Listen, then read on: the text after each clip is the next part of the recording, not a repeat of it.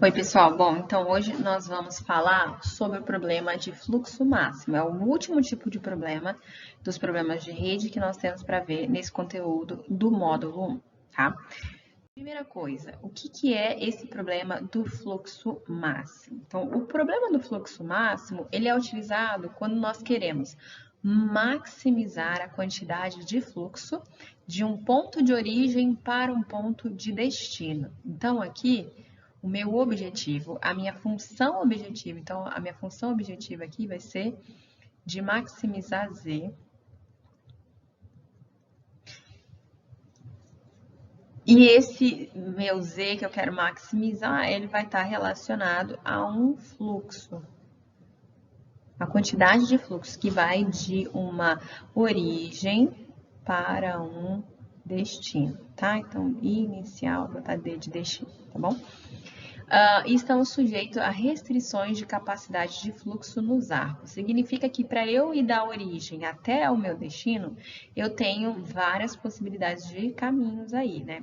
Só que para eu passar por um arco, por exemplo, cada arco ele está sujeito a uma capacidade de fluxo que eu posso passar nele, tá bom? E aí, nesse tipo de problema, mais de um caminho pode ser utilizado simultaneamente, como um problema de menor caminho também, tá? Então, eu tenho a opção de fazer mais de um caminho para ir da origem até o meu destino. Quais são as aplicações que nós temos para esse tipo de problema? Eu posso aplicar, né, um problema de fluxo de materiais como água, óleo, gás. Então, por exemplo, eu quero enviar uma quantidade de gás, sei lá, do Rio de Janeiro para Campo Grande, um exemplo bem aleatório, tá? Metros cúbicos de gás natural, energia por uma rede de tubos ou cabos, e também pode representar o fluxo máximo de carros em uma malha rodoviária, produtos em linhas de produção e assim por diante. Então, a gente tem várias aplicações desse tipo de problema. Bom, e aí como é que eu vou resolver esse tipo de problema de fluxo máximo? Tá? Então, eu tenho aqui o desenho de uma rede que é aquela mesma rede do problema do menor caminho que vocês viram anteriormente, só que agora aqui ela vai estar representando um problema de fluxo máximo. Primeira coisa, eu vou adicionar um arco artificial ligando o ponto de saída A ao ponto de chegada. Então, ponto de saída A ao meu ponto de chegada, que é B, eu vou adicionar um arco artificial, que está representado por essa linha vermelha aqui. Tá? Então, isso aqui é um arco artificial que eu vou adicionar no meu problema para poder resolver ele, tá?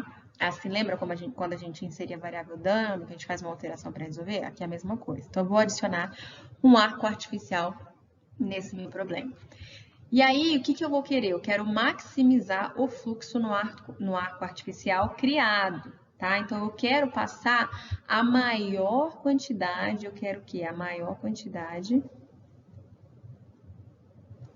de fluxo, tá?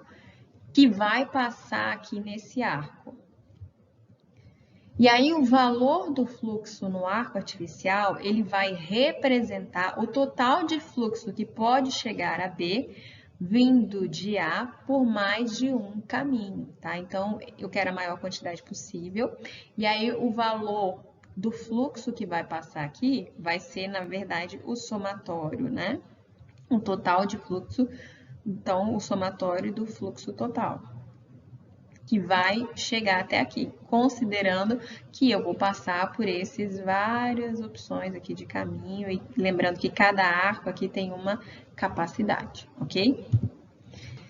Para eu poder modelar esse problema, eu vou utilizar a regra de balanceamento de redes. Então, entra aquela regra que a gente já sabe que é entradas menos saídas. E aí a gente vai ter aqui restrições de igualdade e vamos ter também restrições de capacidade, igualdade, né? E vão ter restrições de capacidade, e aí essas restrições de capacidade, elas vão ser do tipo menor ou igual, tá? Além disso, as grandezas associadas aos arcos, elas representam o fluxo máximo em cada trecho da rede, portanto, as restrições do modelo. Então, esses valores, deixa eu só apagar aqui, ó. Esses valores que estão nos arcos, eles representam as capacidades a capacidade representa a capacidade que pode passar no arco, tá? Então, por exemplo, para ir de A até 2, o máximo de fluxo que pode passar aqui é 30.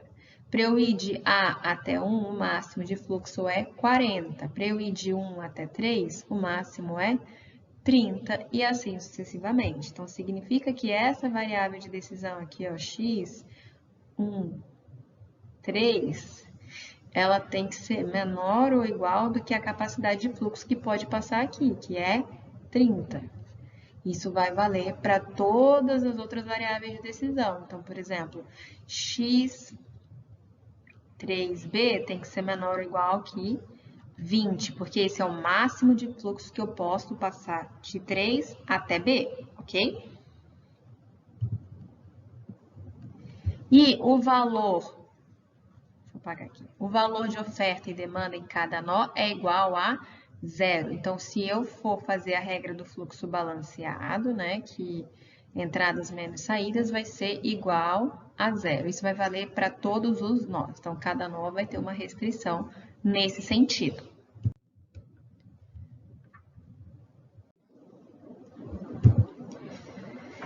Bom, aí vamos fazer a modelagem do problema, tá? Então, eu tenho as variáveis de decisão, a função objetivo e as restrições.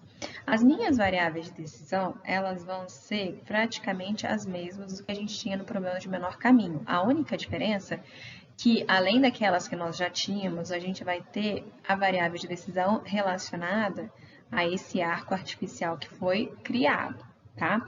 Então, como ele sai de B para A, eu vou ter uma variável de decisão aqui, que vai ser o x, BA.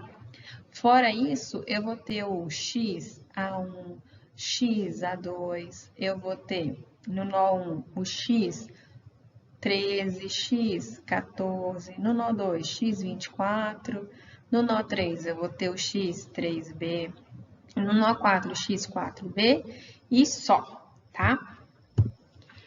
O meu objetivo é maximizar o fluxo que chega até o B. Então, a minha função objetivo vai ser maximizar Z, que vai ser igual a XBA, que é esse fluxo que chega até aqui, ok? Eu vou ter dois tipos, eu já tinha falado para vocês, dois tipos de restrições. Eu vou ter restrições de fluxo e capacidade.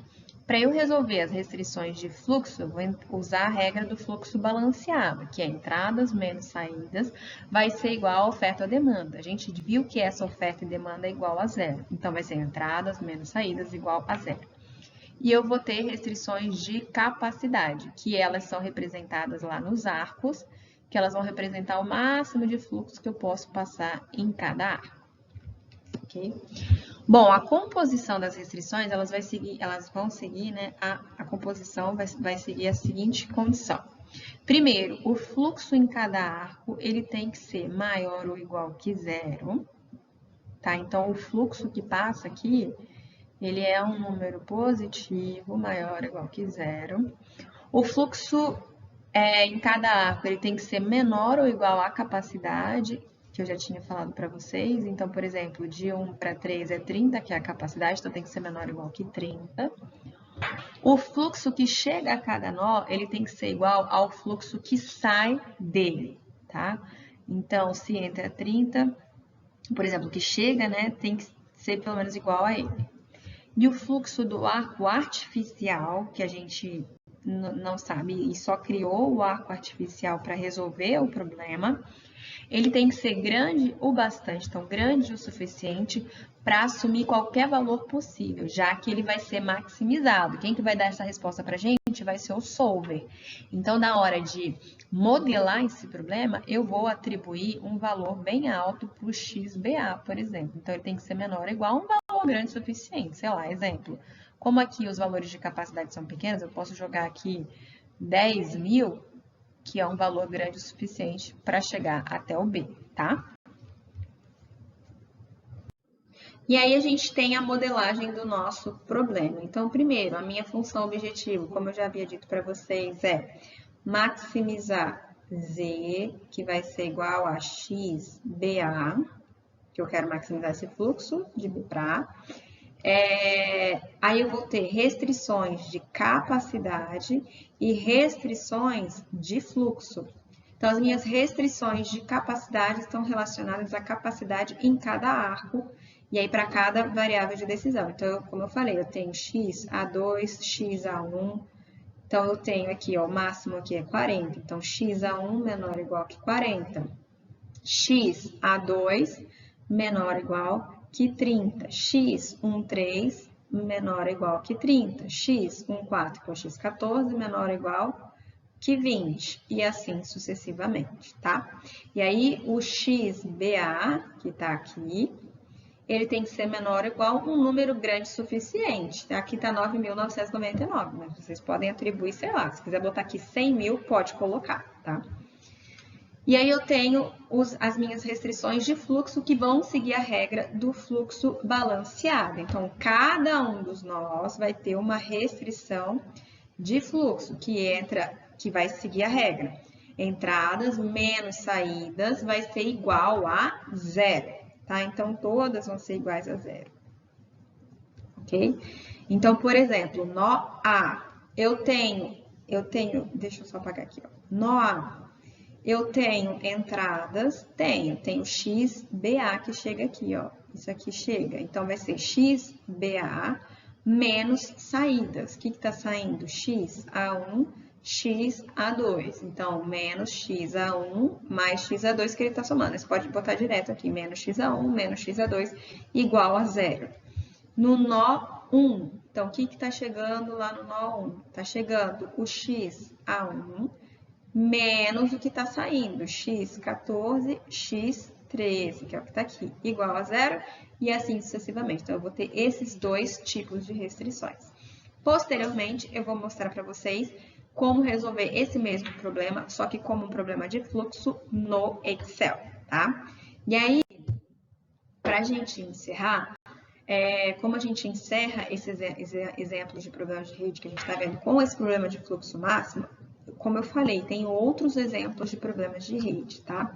Então, quais são os outros exemplos? Eu tenho problemas de designação, problema de transbordo, que é uma variante do problema de rede de distribuição. Eu tenho o problema da árvore geradora mínima, eu tenho um problema de fluxo de custo mínimo e etc. Então, eu tenho vários outros problemas que podem ser modelados como redes. Para cada um desses problemas aqui, eu tenho diferentes algoritmos de resolução, tá? Mas a gente não tem tempo de ver todos. Então, a gente viu esses 5 tipos de problema, ok?